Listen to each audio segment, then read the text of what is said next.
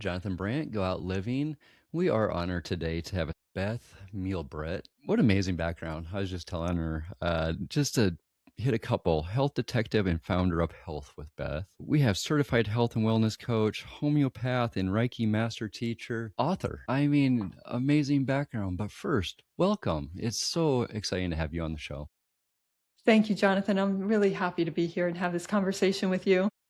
Yeah, we were talking earlier and it's just, yeah, it's all about fun, isn't it? And getting out there and communicating with as many people as we can. Yes. So today, like I said, there are some things that looking at your background that really interest me. But how about we start with how you went from an engineer uh, to the health world? How did that happen? Well, I'd have to say that I think I've always been in the health world and I just didn't know it. So in in my early adult life, I tried every diet. I tried every health exercise plan. It was just fun.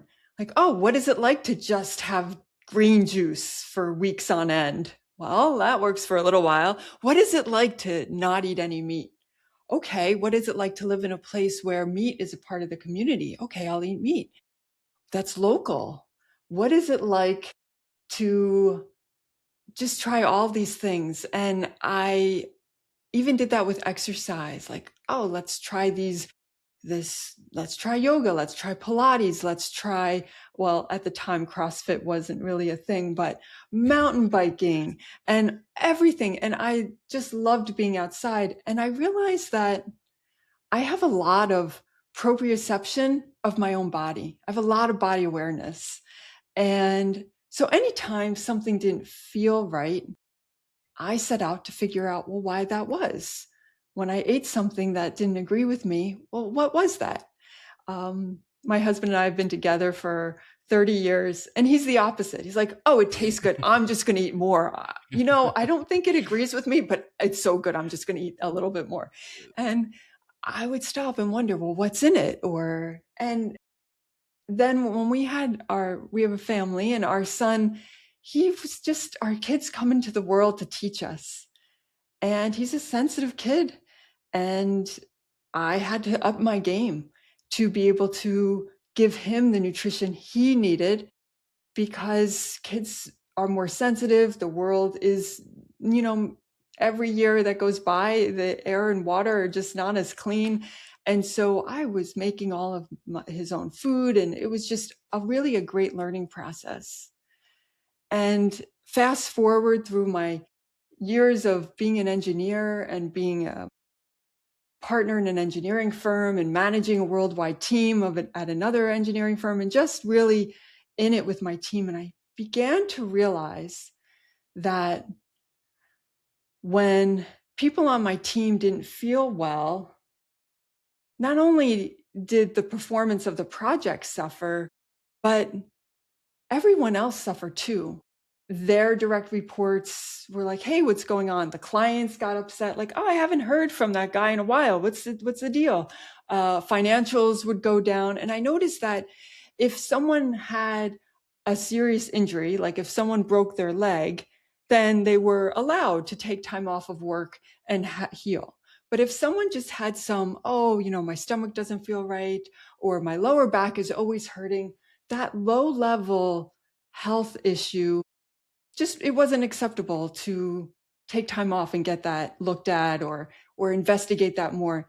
And what it did, it dragged everything down. And at one point, I remember being so frustrated by a friend of mine who said, well, I get migraines every week and then I just can't go to work. But I take the medication, which makes me nauseous, but it's not that bad. So I'll just deal with it. And I wanted to shake her because you can figure this out. This is not impossible. You just have to put in a little bit of investigative work and you can figure this out. Then somebody else had some hip problems and said, I can't go for a hike. I have some arthritis in my hip. I might need to wait and at some point I'll have a hip replacement. And again, like, no, you can, there's things we can do. We don't have to wait until it's bad enough to have a hip replacement. And that's when I realized, I think I know enough, and I put everything I know together into a method that I could expand beyond my family, and I could take this out into the world, because the world needs people who think clearly, who are happy and fun to be around, not in pain. And then when they do that, they solve problems. And it's just more fun all around when you're feeling better. 100% agree. And a lot of people just ignore it, don't they, for so long until it's a thing. And then they're dealing with, yeah, let's take a pill, let's take this, and then it just adds on and on and on. It does. And sometimes there's an accident or a fall, and so then you have some trauma to the shoulder and you go look at that. But if you don't get the results you want, keep looking, because you don't want that to be your weak spot for the rest of your life. Like, oh, that shoulder doesn't work well anymore. No, or my knee, or there's a lot of things going on. We have nutrient deficiencies or environmental toxins that build up in our bodies, and our fat and our cartilage store them away so that they don't get to our brain. Our body is always trying to help us. And that's my message, that your body wants to heal. So there's so many different ways to go about it. Just keep looking. Don't give up. And this seems to be a theme. We don't look at the preventative side until it's too late. We wait for something to happen, and then, okay, we're reacting, but at the same time, you're back in your mind going, I need to prevent this next time. How do we get people to, again, pay attention to their own bodies and look at it from the preventative side? Yeah. Yeah.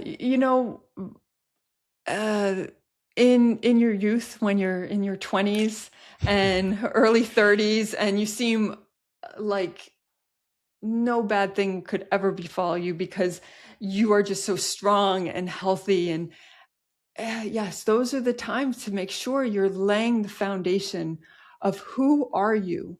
Are you someone who prioritizes cooking dinner at home and eating with your family?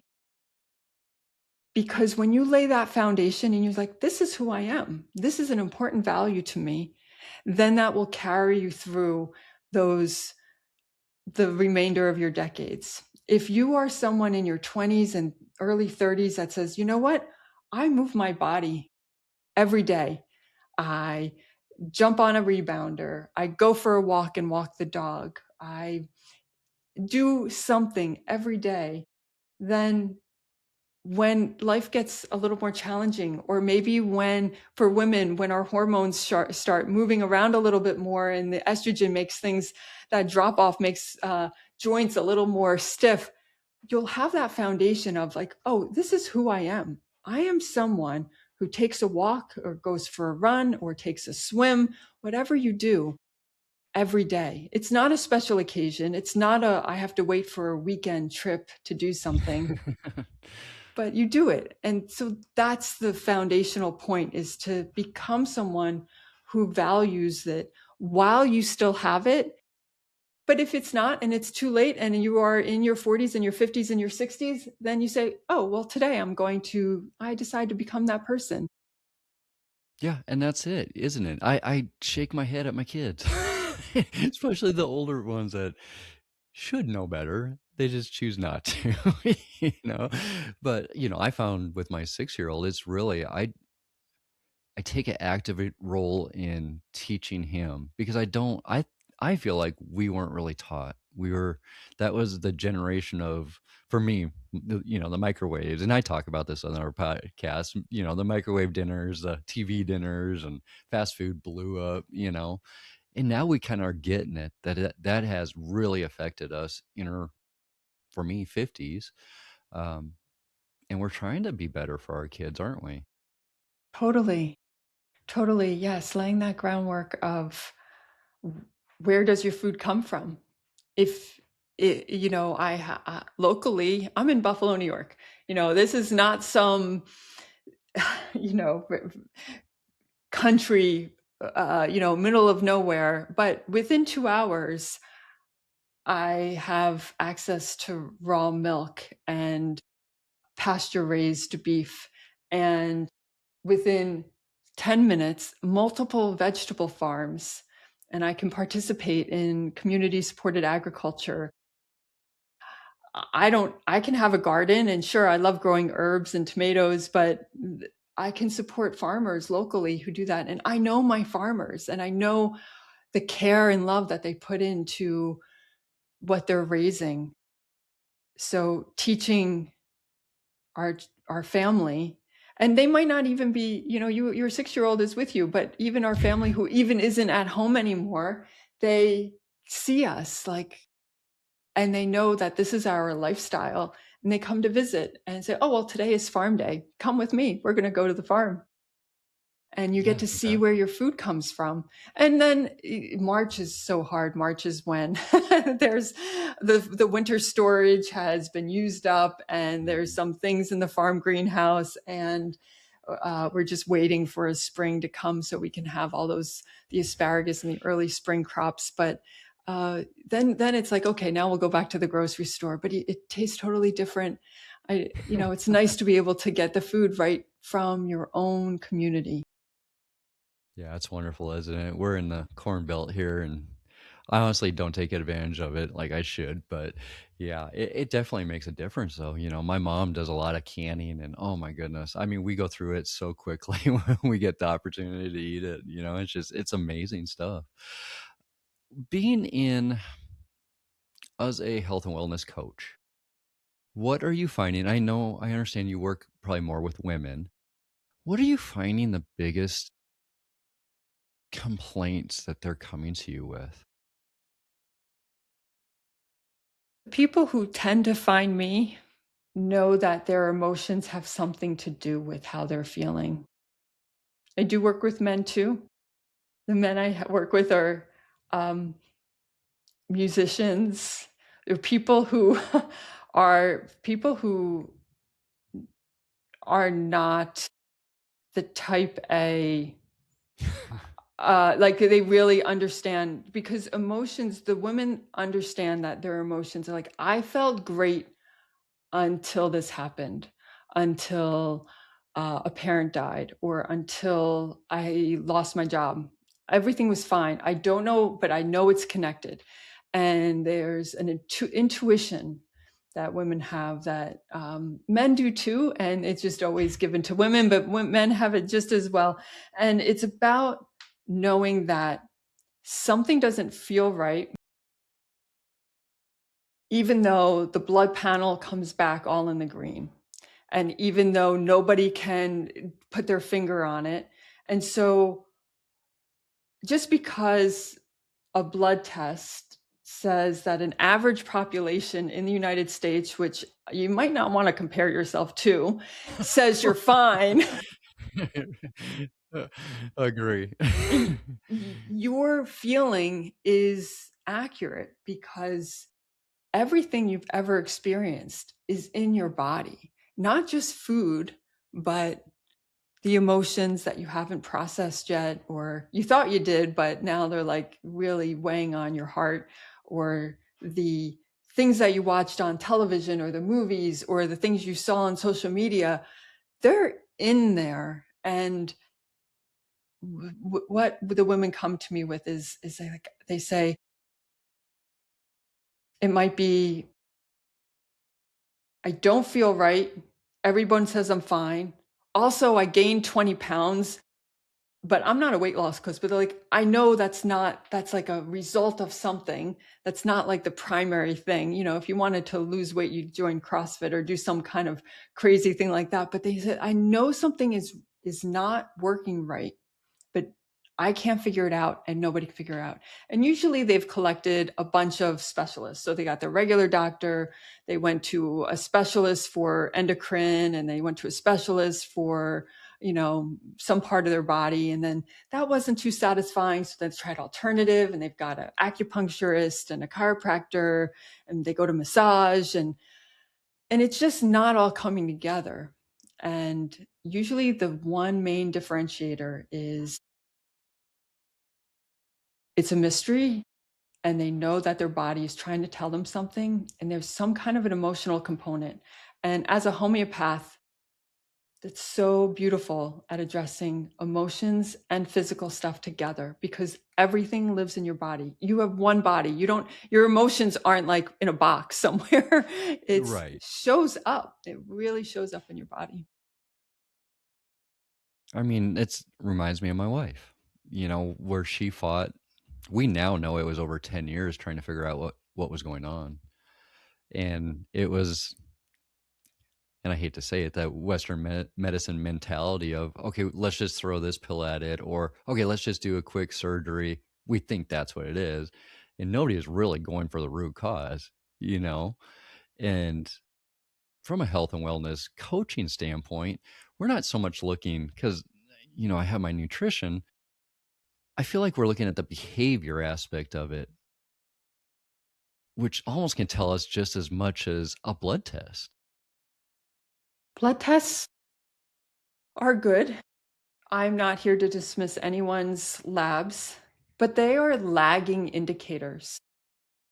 So when something is out of balance in your body's communication system, because you are an electrical system, it's nice to have all the biochemical and neurotransmitters, but we are not waiting for some cell to send a neurotransmitter to this cell to then tell your foot to move, or move your hand because the stove is hot. It is electrical. You are working at the speed of light.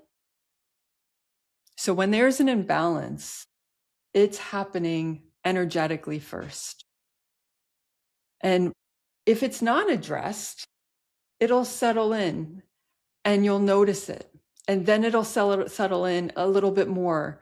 And as it does, then it starts showing up. That imbalance starts showing up in your organ, and the frequency is off. And you might notice your heart rate is a little different, or your breathing is more shallow, or your stress response is different. And then it shows up in your blood and urine. That's last.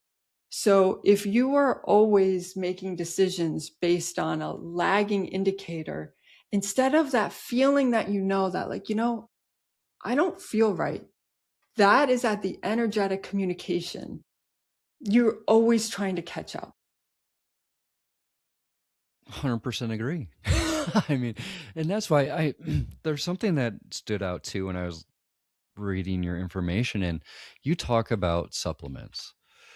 Um, I'm kind of becoming, I've had to use a lot of supplements to kind of catch up because of blood work, and I waited too long, and I'm a man and I ignore everything, which we all know happens. What you can you explain supplements and what your thoughts are on them? Sure. I see supplements as being supplemental, that sometimes you're deficient in something. And with the method I use, I can see what that is. And if you need a mineral or a vitamin or different salts, like salt is super important for the body, or fats. I see a lot of people who have just, the low fat years, decades did a doozy on all of us. So, people can be low in that, or depending on your method of eating. If you are not someone who eats meat at all or eggs at all, or you could be deficient in certain amino acids. So my first step is to get that nutrient that you're missing from food. And there's so many ways to get it from food. I do work with vegetarians and vegans. It can be challenging at time when certain things are in depletion, if they've been that way, eating that way for a long time, but it can be done. So sometimes supplements are necessary to correct a nutritional deficiency.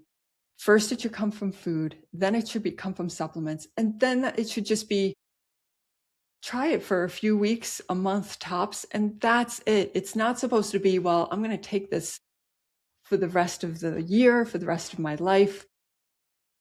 food is not as mineral rich as it used to be. So whether you're eating vegetables or you're eating animals that eat the plants, that those vitamins and minerals go into the animal, there's a deficiency in copper that can happen. That's why there's a rise in organ supplements, beef organ supplements, because we need more concentrated forms because we're not getting it. The soils are more depleted. So it's important to pay attention to that. I also see that there can be a business model in the alternative health space that is predicated on selling supplements. And I find that that's a conflict of interest. I don't do that. I don't sell supplements. I want people to get their nutrition from food. And sometimes they do need to supplement.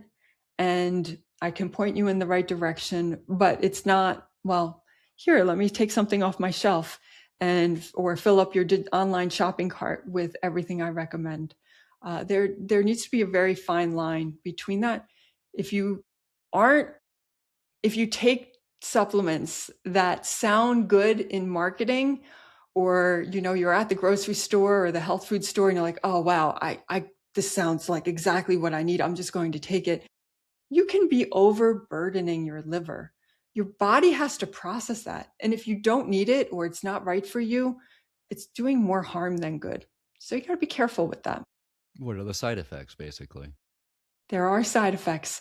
You get more tired. You get sluggish. Your liver says, oh my, here it comes again. Stop everything. I've got to process this. Yep, I agree. And again, it's trying to get ahead of it. You start to not feel good, take care of it right away. Like you said, need a supplement for a month or two. Don't be like me and wait where, yeah, you've had surgery and everything, and now it's a big catch up. That's how I feel, unfortunately. And it's going to probably take me a long time. But um, something else that you explained, well, you haven't explained homeopath and Reiki master teacher. Can you explain both of those to me? Sure. So there is an umbrella term called energy medicine. Energy medicine has to do with working with your body's own energy field. So we already said we are an electrical being. Our body runs on electricity. As an engineer, one of the foundational first classes any engineer takes, is electricity and magnetism. So I understand energy at a big level, like the electricity that's powering our computers right now and runs through the walls of our houses and power lines, all the way to the subtle energies. And in every tradition in the world, there is some form of energy medicine. So things that are energy medicine involve using your hands or the energy of plants and minerals to help unblock what's blocked in your body so that it can work better. And it's not a chemical form, it's the energetic form. So types of energy medicine are acupuncture from traditional Chinese medicine, hands-on healing. Every tradition, every parent knows hands-on healing. So Reiki is a form of hands-on healing that was downloaded, given to a Japanese man in the 1930s. So it has a Japanese name and it has a framework, very total quality Japanese method. It was, there's a framework. You start at the head and you work your way down, and there are symbols and there's like a method. And that was the exact perfect type of hands-on healing to be brought to the United States. It went from Japan to Hawaii. The Hawaii teacher brought it over to the United States teachers in the 1970s, and then it gradually spread out. And it's very systematic. I don't use any of that anymore. I totally go by whatever I'm feeling in the moment. But to learn, for people who have disconnected from knowing the power of their own body and the healing that you transmit, imagine when you are giving someone a hug. Are you just like putting skin on fabric, giving someone a peck on the cheek? no, there is real healing happening there. And you can even remember a hug. You can remember an embrace. When your child doesn't feel well and you hold their head or their stomach, and it's not just about diagnostics or I'm trying to see if their forehead is warm. No, you are feeling and sharing your energy with them. So homeopathy and Reiki are energy medicine. So Reiki is hands-on healing. At one point, I had no idea what that was. And the person who showed it to me was my newborn son. So I was a new mom, and he was an infant. And I was holding his little body, only a couple weeks old, in my hands. He had fallen asleep. I'm sure you know this. I'm like, yay, he's sleeping. I did it. Yeah. Mom of the year. I'm great. So I carry him over and I put him in his crib. I'm like, oh, I laid him down. He's still sleeping. This is great. I'm going to back away now. And I back Mhm. away down the hallway. And for some reason, I had my hands up. And as I'm backing away down the hallway, I feel steel cables in between my palms and his little body. I mean, what is going on? I have never heard of this. Nobody told me about this. What is happening? And when I tell the story, I can still remember that. It takes me right back to that moment.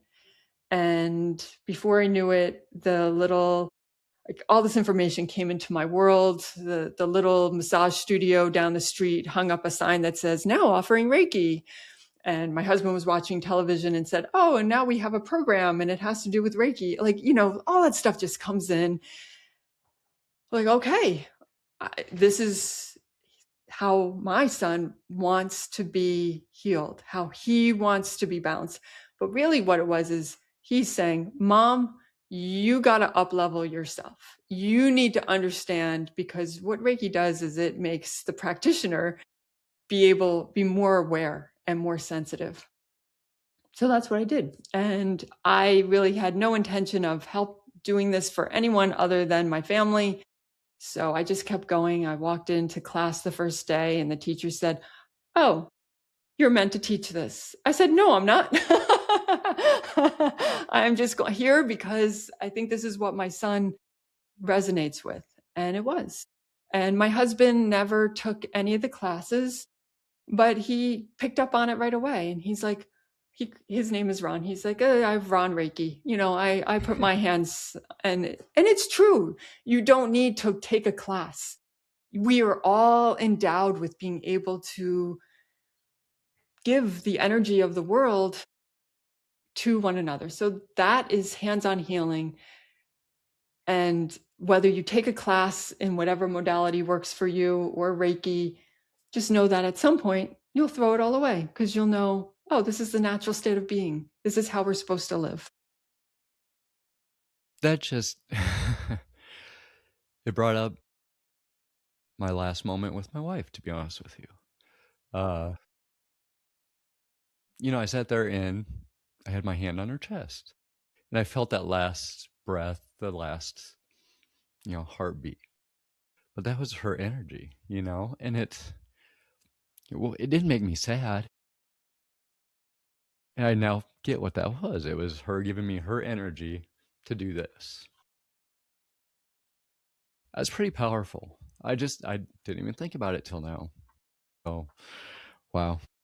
I don't even know what to say.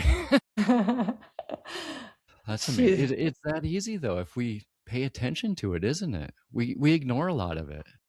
It is. It is. And if if you want structure and you need certifications and you need labels, well, then go take a course. But honestly, I'm telling you all right now, you, Jonathan, and everyone who's listening, you have this ability. You are connected to your creator, and your hands, your body are really powerful. And it becomes who you are. And after a while, you don't need to have people lay down on a massage table and put your hands in certain positions. Just by being who you are, people say, I want to be around you because it feels good. Yeah. It's so powerful. It really is. I mean, what we, I feel, are doing, we keep going, we had talked about it. It's not about us. It's about all them, everybody out there. And it's our stories that, yeah, whether we've lived it or are living it, it's getting it all out there so we all can just enjoy basically each other and learn from each other, and that's the power, it's because I wasn't meant to be on here, like I said before, but the more I do this with, I mean, amazing guests like yourself, it reinforces why I'm here, and it's amazing. It's an amazing feeling. Wow. Trying to think of where to even go from Do there. you want to know That about just got, homeopathy? yes, please. Okay, well, Please I'll dive give into you that. so homeopathy is the energy of plants and minerals and all kinds of substances. And it used to be, it's very popular in other parts of the world. And it has been basically shut down over the last 100 years in the United States. Samuel Hahnemann, a German physician, really moved a lot of homeopathy forward in the work he did. In Philadelphia, there's Hahnemann Hospital. They used to practice homeopathy in a hospital in Philadelphia. You can be quite certain there is no homeopathy being practiced in Philadelphia right now in that hospital, but it bears his name because it was. So what it is so it's different than herbalism. Herbalism, you take the physical plant and you ingest the plant, and that has some desired effect, or you decoct it, you put it in alcohol, or you boil it and then you strain it, or you prepare it in some way and you take that. With homeopathy, we're only looking at the energy. And so what that does is there's a method of preparation where you take the physical substance and you prepare it, and then you take one drop of it out and you put it in with 99 drops of alcohol or 99 drops of milk sugar. And then you shake it. Shake, shake, shake. It's called successing. And it used to be done all by hand. Now it is done by machine, but you shake it up, shake it up, shake it up. And that increases it. It potentizes it. It increases, it puts that energy of that one drop into the whole thing. And then you have the one drop of real substance and 99 drops of something like a carrier, like liquid or milk sugar. Then you take one drop of that and do it again. And you keep doing it and doing it and doing it till eventually there are no more molecules of the original substance, only the energy of it. So That's then the cool. way it was done is then you could do a proving and see, well, we suspect that if someone has been poisoned by arsenic, they will be vomiting. So if I give you a drop, a pellet of one thing that has only the energy of arsenic, it will stop that. Because if you've been poisoned by it, you're going to have this. So if you are having the flu and you are vomiting and you feel terrible and it's come on like this, and it's almost like you've been poisoned by arsenic, but you haven't. If you take Arsenicum alba, one pellet, your body will say, oh, I know what to do. And it balances out. Now, there's many people who say that can't be, it doesn't work that way. Well, there's documentation of and it's called the provings. And so you can, this works with, you have a runny nose. What gives you runny noses? When you're cutting up onions, makes your eyes water. It's clear. So there's like a specific picture of it. And with all of these pictures, there's also an emotional state that goes with it. And so if you are experiencing allergies and it's just a clear water, your eyes are watering, your nose is running, allium cepa is a homeopathic remedy. But I'm simplifying it so much because there's also emotional states that go along with that. And it's all documented in a Materia Medica.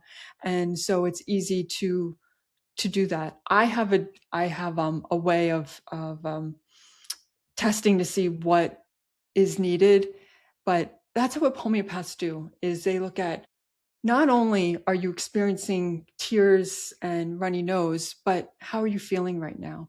Because there's an emotional state that all of these things bring on.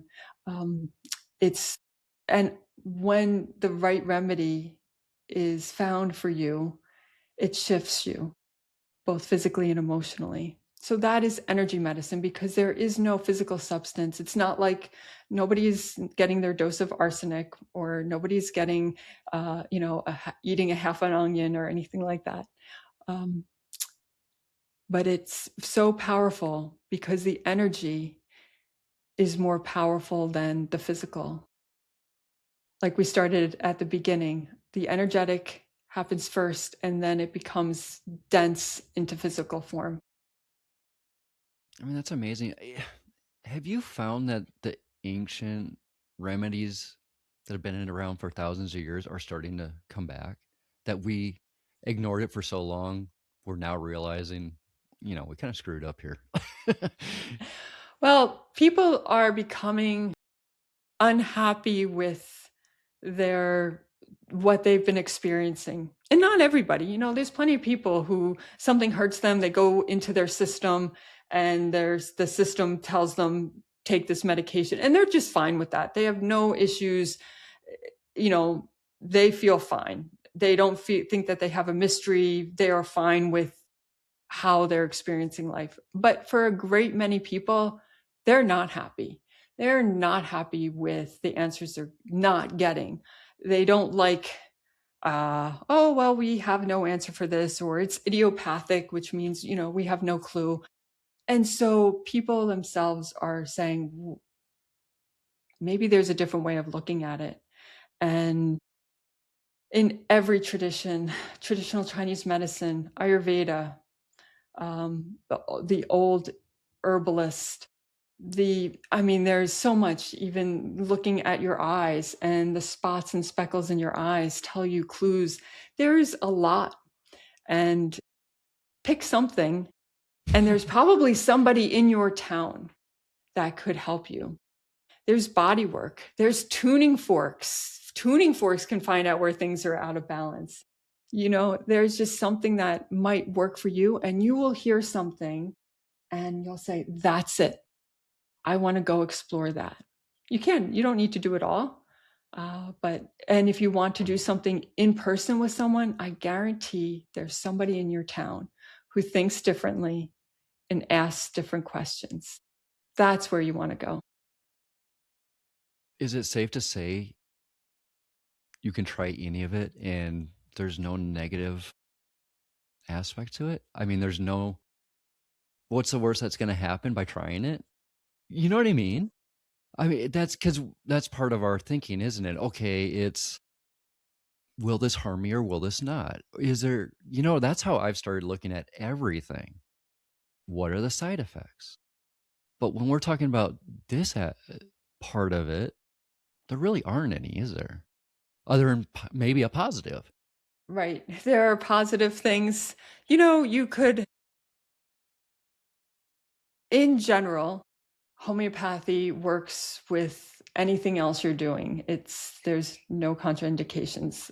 Somebody might have a different experience, but that's been mine. Hands-on healing. It's like praying for people and giving people hugs. It works. It is possible to be in a heightened state of where you don't feel grounded anymore. So, it's important to make sure that if you receive energy work from someone, that you become properly grounded as you go about the rest of your day. Otherwise, you'll feel like you're floating around, Right. which can feel nice too, but it's important to be grounded in this world. So, herbs, I'm not an herbalist, but master herbalists know what they're doing. If you take too much of an herb, you could have an indication with a medication. So herbs are a specialty because it is a physical substance. That's the same with eating foods. If you eat too much of a certain food, I think it's hard to go wrong when you are listening to your body about what you want to try. Um, there's areas like plant medicine ceremonies and mushrooms, and there's all kinds of hallucinogenics that I don't know anything about. I would say, even though that's natural, you might want to Right. just think about, make sure you're working with a competent professional. And if that speaks to you, go off and try it. One of the things that I teach a lot is that you are responsible for your health. Do not give that power over to anyone else. You're responsible for assembling your team, but you call the shots. They are your advisors. And if they are invoking fear and urgency, you need to filter that and decide, do I want to take that on, or the label? Do I want to take on that label? Um, it's maybe I'm going to give that label back and say, no, I'm going to define myself differently. Don't be afraid to ask questions. Yeah. And if you don't get the right answer, go somewhere else. I'm learning all this. I really am. Uh, well, it brings up too. I was talking to my dad yesterday, and I'm really getting into Tai Chi. And and I'm sitting there going, it's been around for how long? You can't really go wrong with it. And I started it maybe in January. I feel so different. And I am not far into it, you know, but it's amazing. My breathing, my slowing down, it relaxes me so much, but I'm gaining so much more out of it than I even know. And just by explaining it to him, he's sitting there going, okay, whatever. But I'm like, I'm starting to understand that there's so much more out there, and to open my mind and just let it happen. If it feels right, go with it. Tai Chi is energy medicine. You are not lifting weights for the sake of building muscle. You are becoming aware of your body, and you're moving the energy through your body and your space. And the more you do Tai Chi, you are unblocking what is blocked and allowing more new energy to come in. And your experience of certain forms is going to be different than someone else who's doing it, because you have a different lived experience. You have blocks and sluggishness in some areas of your body that somebody else doesn't. So some things will be more impactful to you or harder for you than they would be maybe for me, because I don't have your body. I haven't gone through your physical experiences. That's so beautiful. I'm so glad you told me that. That's Oh a yeah, wonderful thing to do. it's fun. It's not fun, but it's fun. But I, I can't even explain the feeling. It's such a different feeling than I've ever experienced, and I can't stop. It's my everyday. That's how I go to bed. As I go do 30 minutes of that, and I feel amazing. It's a weight is lifted off my shoulders, pretty much.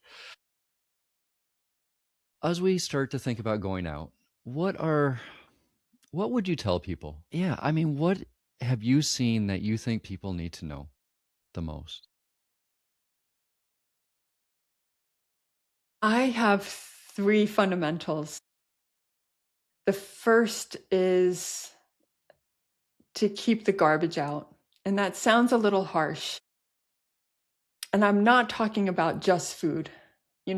If everybody knows, don't eat processed foods or cook food at home, but curate your life. If you watch television, mute the commercials or choose carefully what you're going to watch. Uh, I have a hockey family, and when hockey is on, my husband it's an act of love that he mutes all the commercials. I don't need to listen to that.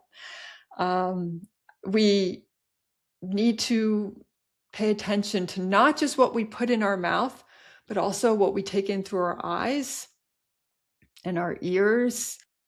It's a crazy world out there. The geopolitics are insane. And I'm not saying ignore everything, but maybe be careful with the images that you might see. Be careful about what you're letting into your space. Be careful about what you bring into your home.